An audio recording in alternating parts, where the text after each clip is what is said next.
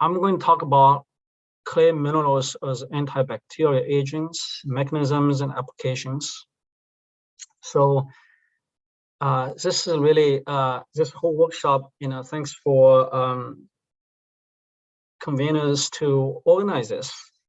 It's quite interesting workshop, and I have only heard a few, not whole session. It's because different time zones kind of difficult to keep up.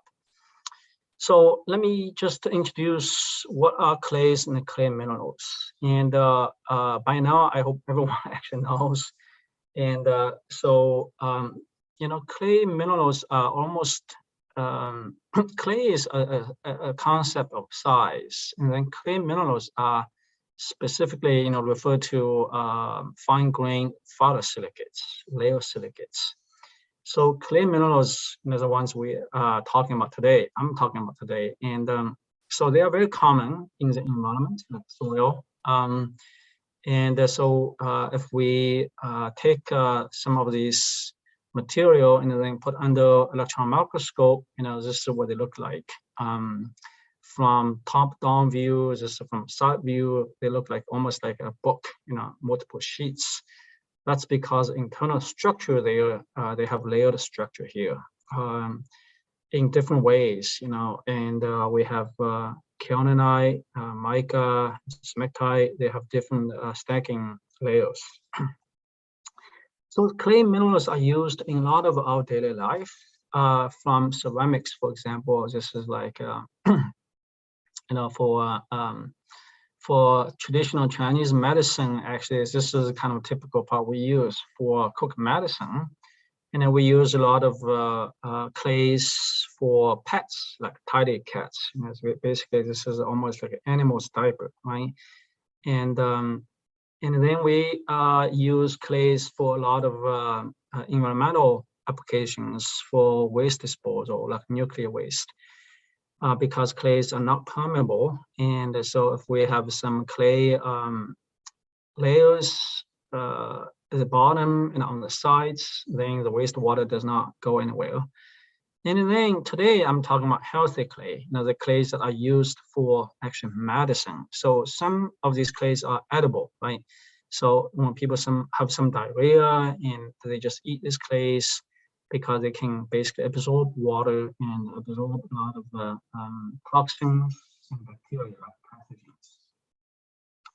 So this is really a follow-up talk to Linda Williams' talk from yesterday. And Linda is really a pioneer on this. And actually going back almost like 15 years ago, maybe 12 or 13 years ago, actually, we started talking about this. But at the time, I was busy on other things, but I think Linda really started this project and pioneered this work. And turns out, going back, so Linda gave background, so I don't need to give more. Basically, certain clay minerals have antibacterial properties. And if you apply some of this muddy clay onto skin, actually it just heals very fast. And so actually this is practiced in Africa. And going back to a French woman, and she went to Africa with the last name, I think it's Line. And so actually she brought some clays to some countries in Africa, and actually it worked quite well. And you can see some of these photos from here. Initially in day one, this is about 3 months, you can see the skin disease just got healed quite quickly. And then there's actually a deposit, right, somewhere in Europe. And they mine for this for medical applications. So these natural clays could kill antibiotic resistant bacterial pathogens because they contain nano-sized reduced iron-containing clays, in particular mostly in this Illite smectite series. And so these iron-containing clays are important component of this natural antibacterial clay assemblage. Then they actually, in 2016, Linda Williams' group published a paper in specifically describing the mechanism of this antibacterial activity by these natural clay assemblages. So in this assemblage, actually it's not just pure one or two type of clay, it's actually a mixture of multiple. So even there's some pyrite here, and then some iron 2 in the interlayer of this clay. And then also there's some dissolution because the pH tends to be low because of acidity generation by pyrite oxidation. So a combination of all these three mechanisms. So pyrite oxidation produces hydroxyl radicals, strongly oxidizing, and so they can basically kill pathogens. And then there's a toxicity of aluminum 3+ from this clay dissolution, actually from project clays first by dissolution, and then also there's aqueous iron 2, soluble iron 2. So this bottom one here shows the mechanism of this, and there's a infusion or uptake of aqueous iron 2 into this cell over here, and so it's basically just by diffusion. And then there's a pyrite oxidation, there's toxicity from these radicals, and then there's aluminum toxicity getting into the cell. So a combination of all these processes over here, basically damage the membrane, then trigger a lot of cascade reactions here inside the cell, and including this radical, and then SOS stress response and DNA damage and all these things over here. And so, given all this background, then what remains to be done? What are additional questions that we can address? So, I was not really focusing on this until about 5 years ago. We have some students, and they expressed a strong interest in this, this kind of research. So here in the remaining part of this presentation, I'm going to ask and answer 3 questions. So first one is, can we make other or natural clays antibacterial? In other words, this kind of deposit over here is a little special because it contains a mixture of different kinds of minerals, in particular pyrite and aluminum toxicity and all that. So, but if we want to make a lot of other clays are not antibacterial, but can we process those to make them antibacterial? For example, there's a lot of clay deposit here in northwestern China, like a vermiculite and just regular Illite and morinonite. And so if so, what are some possible mechanisms? So that's the first question I want to talk about. Actually, this work has been published. So before that, in the last almost 20 years, we have been studying redox processes of clays. Particularly, we start with the reduction of structure iron 3 to iron 2 using bacteria. So basically, we have been studying this electron transfer. From oxidation of lactate, electrons are delivered by this bacteria to structure iron 3, either in octahedral site or tetrahedral site. Then this iron 3 is reduced to iron 2. And so this is really the fundamental process we have been studying for the last 15, 20 years. And then with the extension to a lot of environmental remediation, including heavy metals and organic contaminants. So in one case, in 2016, we have a student, and he did this opposite. So this is a reduction. Then we, starting maybe about 10 years ago, we also look at the oxidation, the opposite process from iron 2 going back to iron 3. So this is a reduction. And what happens in the reverse direction? Because one nice thing about clays is because it's a reduction over here from ferric to ferrous. The clays, this structure is maintained more or less in solid state, does not dissolve very much. So we can reverse the process, see what happens to oxidation. So it turns out this oxidation process brings in a lot of other new insights. For example, here we have oxidized clay to begin with. Then if we reduce it, if we reduce ferric to ferrous, now we have ferrous ion-containing clay. Then if we oxidize it, either in air or in some other using some other electron acceptors like nitrate or chromium-6 or uranium-6. We have done a lot of work on those. In this case, if we oxidize this reduced clay in just air, it turns out it produced a lot of radicals like hydroxyl radical. So these are the chemical reactions here we have with a lot of intermediates like superoxide and hydrogen peroxide, even including iron 4 and kind of unusual species, but then also there's a lot of hydroxyl radicals. So these hydroxyl radicals actually are very effective destroying a lot of contaminants. Some of that even could be a very recalcitrant, like 1,4-dioxane and TCE, and we have done other stuff, organic. So really, in spite from this, see what happens to the hydroxyl radical if we put bacteria into this. Can they kill bacteria very effectively, and what are controlling factors? It's just using pure clay here. Initially, it's just oxidized, so it's not antibacterial, but if we reduce it, then if we oxidize it, then we produce all kinds of radicals over here and trying to figure out which one is most effective. So here's what we did.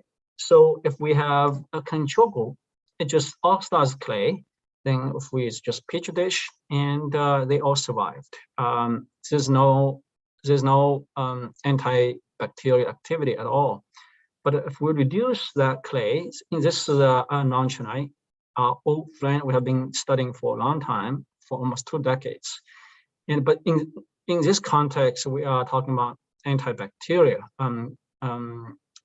property.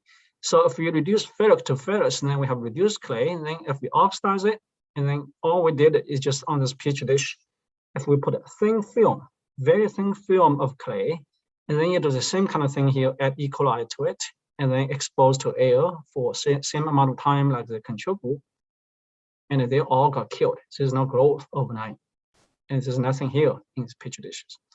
And then we analyzed what happened in here. So the top graph is oxidation of ferric to ferrous, ferrous to ferric over time. So the top 2, A and B, just time in hours. So basically just 1 day oxidation. Then we did this in different pH conditions. And so obviously the acidic pH oxidation rate is slower than if you approach neutral alkaline, the rate of oxidation is faster. And then this pHBA is basically a probe to quench all hydroxyl radicals. And so you can view this as basically a rate of hydroxyl radical production. So if you see as a function pH over here, and then turns out acidic pH favors production of hydroxyl radical, and the neutral pH does not produce very much. So that is understandable from physical chemistry. And then we can also plot up the amount of hydroxyl radical production versus the amount of iron 2 oxidized. And these lines for different pH conditions. And so you can see here, and acidic pH, like 3.7 and 4.7, have the highest slope. Meaning, if we oxidize the same amount of iron 2, you get more production of hydroxyl radical if the pH is acidic. And then we, for the subsequent experiment, we keep pH acidic, like 6. And so the top graph here now showing CFU decrease, okay, because we are killing those E. coli cells. So colony forming units, they're just a measure of live number of live cells, decreases in parallel with the oxidation of iron 2. So that's a strong indication that oxidation of iron 2 and the hydroxyl radical or other radicals produced from that were responsible for killing E. coli cells. And then here we did a different amount of iron 2. So the higher amount of iron 2, the killing efficiency is higher. This is a decrease of CFU after 24 hours. So if you have a higher amount of iron 2, then high radicals produced, and then higher amount of cells are killed. And then this is if there's no oxygen, if we do this under nitrogen atmosphere, then they're not killed. And then here, if we add we call sequential or scavenger to scavenge all hydroxyl radicals, to remove all those hydroxyl radicals. And then you see there's no cell killing. So this is regular reduced clay. This is after addition of this called SB, the sodium benzoate. That basically just removes or captures all hydroxyl radicals. So the E. coli cells were not exposed to those radicals, and then they are not killed. So basically, combination of all these figures prove it is a phantom chemistry. Like here, you need oxygen, you need iron 2, and we also prove hydroxyl radicals are most important, and these are produced mostly from structural iron 2. Because in this experiment, when we oxidize clay, there's no aqueous, there's no soluble iron 2 or structural iron 2 oxidation, because we can reverse it, and oxidize iron 3 stays in the structure. So we can reverse this multiple times. Once we oxidize, reduce Na2, that's a nontronite, and then it's oxide but contains iron 3. Then we can reduce again, double reduction here, double R or triple R. You can see the efficiency of this antibacterial activity, or antibacterial activity remains more or less the same. We can always achieve 5 to 6 orders of cell killing. And then here, we also did a biologically reduced nontronite. So far, most of the data we have, basically we used chemical reduction, basically sodium dithionate to reduce ferric to ferrous. So to get this reduced nontronite, or double or triple reduced. But we also have done biological reduction, and because the amount of iron 2 achieved via biological reduction is less, therefore the CFU decrease or the antibacterial activity is lower. That's expected. And then we actually look at morphology of these, and turns out initially we thought, oh, it's quite interesting because the two ends of this bacterial cell, got disrupted, and you see almost like a hole on the two ends of polar regions of E. coli cells. And then we did a lot of fluorescent imaging and trying to look for the reason. Turns out, there's certain probes we can use to actually image, to map distribution of reactive oxygen species, including hydroxyl radicals. It turns out, the two ends of the cell are enriched in reactive oxygen species. And this is caused by enrichment of this Fe2+, ferrous iron.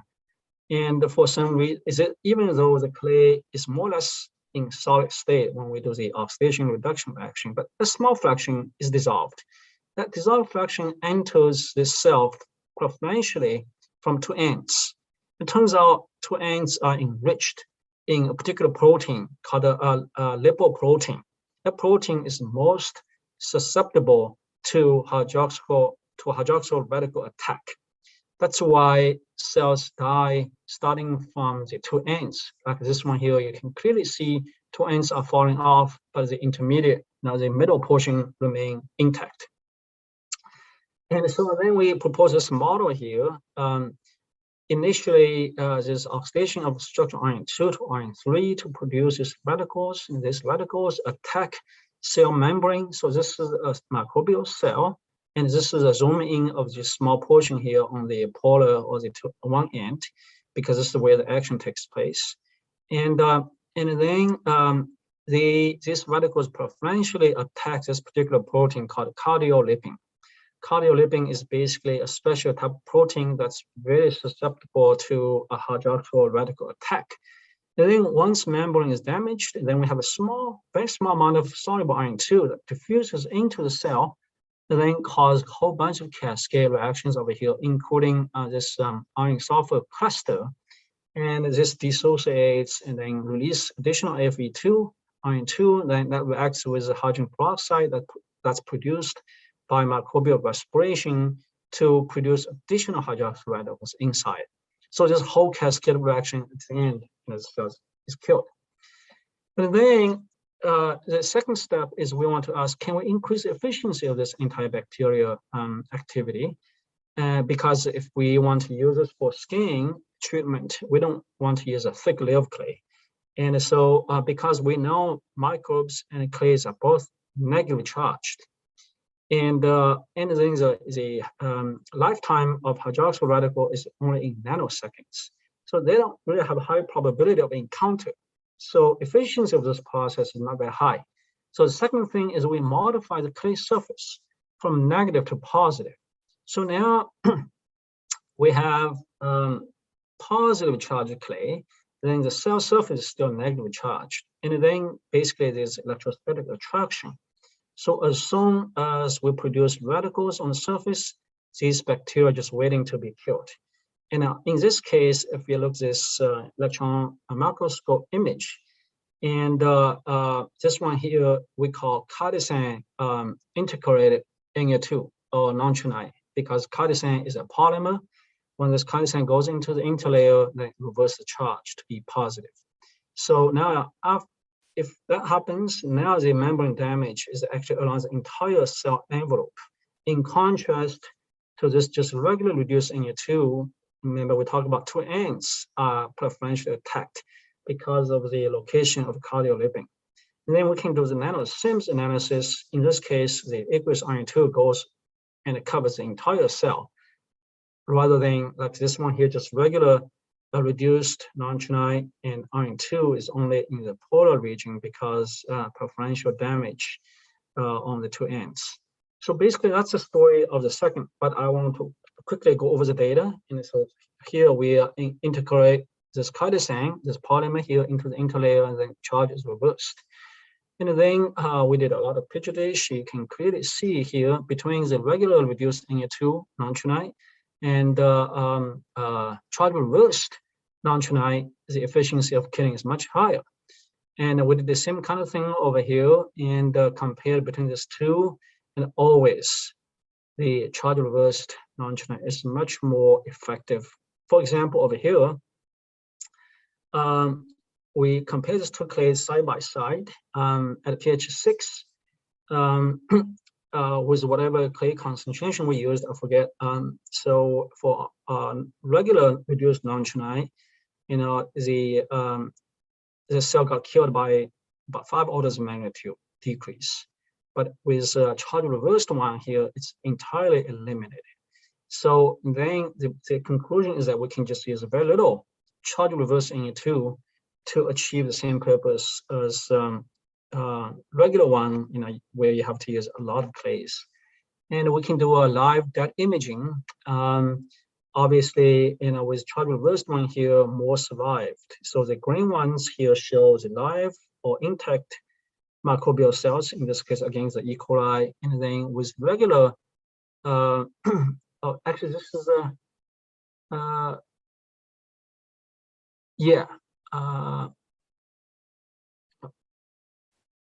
right. So so with charge reversed clay, there's more depth. In other words, more red. Red ones are dead cells, and the live ones are green. And the electron image, clearly we can see the damage here with the charge reversed one for the entire cell, unlike this one here, just for the regular reversed clay, mostly damages on the end. And so the nanosims imaging, we show more penetration of iron-2, and we can actually even quantify intracellular amount of iron.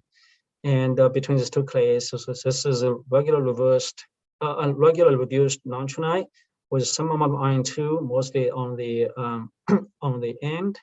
And then with the charge reversed one here, it's much more universal. So this one here is just regular reduced nontronite. This one here is charge reversed.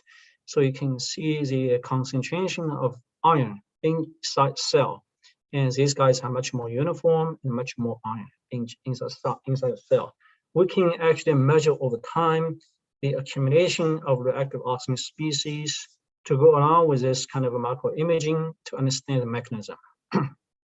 And so that's the conclusion over here. I think the third question is actually, can this process be sort of extrapolated to some additional clays? Remember, we have, so far we just use one clay, pure clay nontronite. But in nature, we have a lot of other clays. Nontronite is actually very rich in iron, but more common ones are actually iron poor smectite, like montronite and rectorite and smectite-Illite smectite, and all these things over here. So our latest work is on really got this 5 or 6 different clays with different amount of smectite-Illite interlayers with different amount of iron, and we did all that. And interestingly, this one here is a rectorite, 50% smectite, 50% Illite. It's mixed layered, interstratified. This one is most effective, more effective than nontronite, and even though this rectorite does not have as much iron. So that's kind of a puzzle,